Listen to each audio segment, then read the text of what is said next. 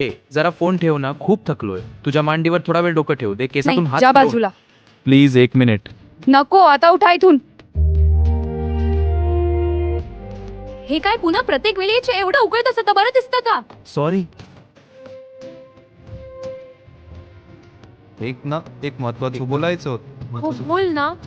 हे काय पुन्हा प्रत्येक वेळी एवढं उकाळत असं बरं दिसतं का? सॉरी.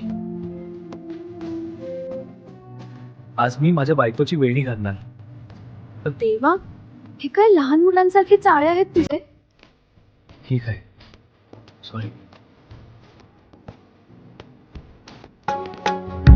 आज काय झालं इतकं शांत? खरं सांगू, मी एकुलता एक लहानपणी आई गेली, भाऊ बहीण नाही. जवळ तिसरी आईसारखी माया वाटायची.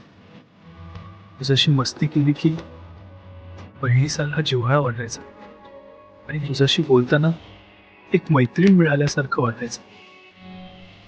पण तुला त्रास होतो हे कधी समजलंच नाही. आता नाही करणार असं काही. तुझ्यासाठी हे सगळं पोळखळपणा असेल, पण माझ्यासाठी तेच माझं प्रेम. आईसारखं मायेचं, बहिणीसारखं जिव्हाळायचं आणि तुझ्यासोबतचं माझं छोटंसं जग होतं.